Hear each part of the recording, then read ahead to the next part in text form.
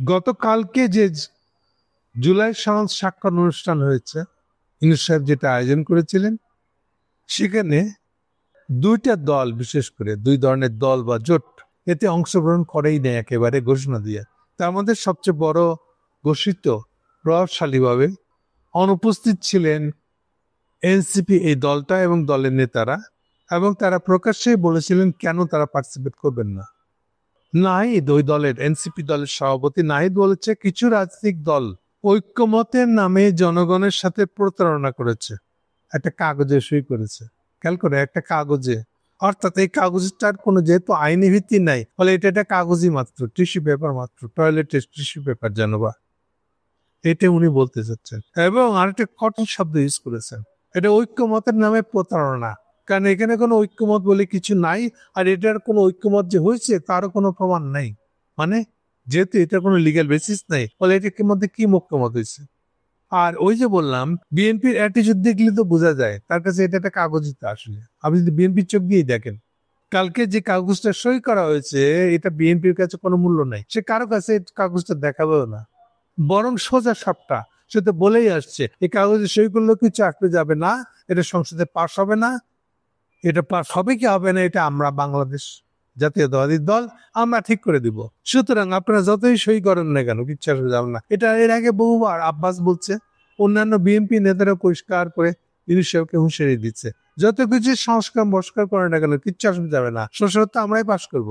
আমরা সংসদে পাশ না করলে আপনাদের এই সইয়ে এই সংস্কার নিয়ে আলোচনাতে কিচ্ছু আসবে যাবে না। ফলে বুঝতেই পারতেছেন নাহিদ কেন কথাটাকে বলছে যে এটা একটা প্রতারণা ঐক্যমতের নামে। একই সঙ্গে দেখেন, কালকে জামাত গেছে ওখানে আলোচনায় সই করতে, আজকে জামাত বলছে উল্টা কথা অলরেডি।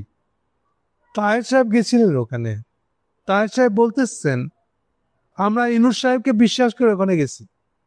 খেয়াল করেন কথা, অর্থাৎ উনিও জানেন, টট্টরা জানেন কিন্তু যে এটা কোনো ওজন নাই, আইনগত ওজন নাই, তারপরে উনি গেছেন। ফলে জুলাই সনদ স্বাক্ষরের যে দুর্বলতাগুলা, এটা যে কিছুই না, এটা যে ফাঁকা, সেটা স্পষ্ট করে সামনে আসতেছে ক্রমশ।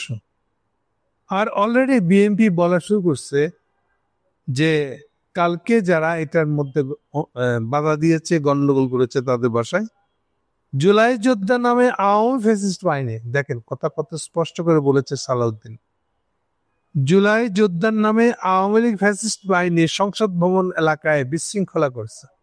ওই একই সালাউদ্দিনের সে আগেকার মতন কথা, জুলাই আগস্টে কিচ্ছু হয় না, এটা আবেগ ছিল মাত্র। ফলে এটা নিয়ে কনস্টিটিউশন ঢুকানোর, কনস্টিটিউশনের বিরুদ্ধের মধ্যে ভ্যালিডিটি দিতে হবে, বৈধতা দিতে হবে, এমন কোনো ঘটনা ওখানে ঘটে। এই কথাটা উনি আবার বলতেছেন আসলে, যে যারা এরা বিরোধিতা করেছে, মানে বিএনপির স্বার্থের বিরোধিতা যারা যারা করতেছে তারা সব ফ্যাসিস্ট, আওয়ামী লীগের দোষর। মজার কথা হলো কালকে যারা যারা মার খেয়েছে, দুঃখের কথা হলো ওর প্রতি একটা ছেলে যে সত্যিকারের জুলাই যোদ্ধা, এবং জুলাই যোদ্ধা হিসেবে তার একটা হাত এখান থেকে একদম কেটে ফেলে দিতে হয়েছে। সেই ছেলে পরবর্তীকালে অপারেশনের মাধ্যমে একটা কাঠের হাত লাগানো ছিল তার মাথায় এখান থেকে। ওই ছেলেটাও গতকালকে নির্মম ভাবে মার খেয়েছে। শুধু মারই খায় না, মার খাওয়ার পরে তোর এই ভাঙা হাতটা আবার ভেঙে গেছে। উনি শুয়ে পড়ে যাচ্ছেন রাস্তায় একদিকে, আর ভাঙা হাতটা আরেক দিকে। ফলে বুঝতেই পারছেন ওনার কি অবস্থা হয়েছে। তো উনি বলছেন যে আমার একটা হাত তো গেছে, আর একটা হাতও কি তাদেরকে ভাঙতে হবে? আমরা তাহলে করলামটা কি?